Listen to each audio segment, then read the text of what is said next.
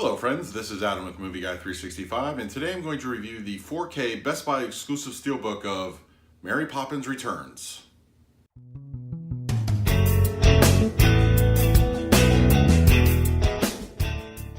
If you're new to the channel, please hit that like button, subscribe, hit that bell notification. I put out videos daily. You can also find me over at Twitter and Instagram at Movie Guy 365.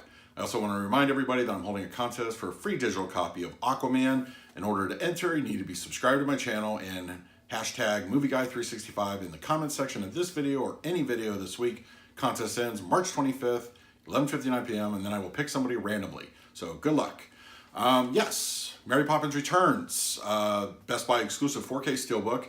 As you can see, what I really like about the Steelbook is it actually has a nice embossing on the letters, and there's kind of a glimmer to the overall look of the book.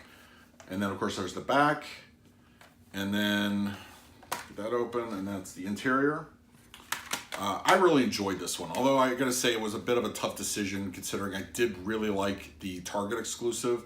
But I'm more of a Steelbook person at heart, but I've never shied away from the Target exclusives if I really just feel strongly about the cover art. But in this case, I just went with the Steelbook. I didn't feel buying multiples was warranted in this case. So yeah, I recommend getting the Steelbook, but any of the covers are gonna do. There are exclusives, so yeah, as for the movie itself, I really enjoyed it. I feel that Emily Blunt brought her own game as far as being Mary Poppins goes. She wasn't trying to emulate Julie Andrews, which is, you shouldn't. But she brought her own unique spin on it, and I really enjoyed her performance over. I actually enjoyed the performance of everybody in the movie. I did have a couple issues with the movie itself. I feel that it was too much of a retread of the first Mary Poppins. There's a lot of story beats and song beats that are very similar. It kind of reminded me a little bit of A New Hope versus Force Awakens. A little too much, closeness in that regard.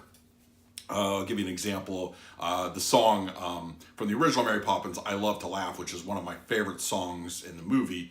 They kind of try to do that whole scene and song differently, but the same with Meryl Streep's character, the turtle song.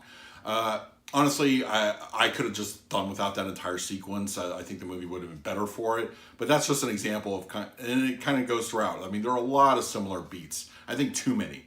But overall, I do enjoy the movie. I love the songs. It is a fun, good time. So, how is the 4K? I'm happy to say the 4K visually looks very, very good. There's a strong HDR presence, as should be with the partial animation, and of course pops of color throughout the film, but also in the amount of detail. This being kind of a period piece, you get a lot of that in the architecture and the clothing. There's a lot more fine detail that you wouldn't pick up on the Blu-ray. It does look very, very good. I don't feel it is a reference quality disc, but that's okay. Not every movie has to be a reference quality 4K. It was shot digitally at 3.4, I believe, and then upscaled to 4. But you definitely get that extra pop in color. Fine detail, it stands out. It looks very, very good being an HDR disc. How does it sound? Dolby Atmos, I feel that it's a good average track. You're not going to get a whole lot of LFE. A couple things like with the Canon shots, that kind of thing. But there's a lot of ambient sound. There's a lot of, music, and it fills the room, and it does a very good job of doing so. There's dialogue is clear. It's very easy to understand. It does sound very, very good. It's not, once again, reference quality. Most Disneys aren't, unfortunately. They really need to work on that. But I feel that in either case, if you have a good surround sound or just a TV or a TV with a sound bar, I think you're going to get an okay experience no matter what. It does sound good, and there's all the songs. You kind of forget that for a while. When you're getting into the songs, not everything has to be like pops up boom here and there, but there's enough ambient sound and there's enough just to fill the room at any given time. It does sound good, actually. It's a very good musical. Overall, I feel Mary Poppins Returns it's good. Borders on average. I feel that they could have done a little bit more originality. I would have eliminated the whole Meryl Streep part. It just was a weird transition that ended up not even paying off in the movie. They bring this item to her, and then it's just like you never hear about it again.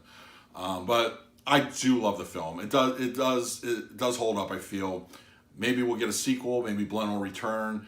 I think she was wonderful in this. So Let me know in the comments what you thought about Mary Poppins Returns. Which version did you pick up? Best Buy, Target, just standard? Let me know. In the meantime, please like, subscribe, hit that bell notification. I put out videos daily. So until next time, this is Adam with Movie Guy 365. I will see you at the movies.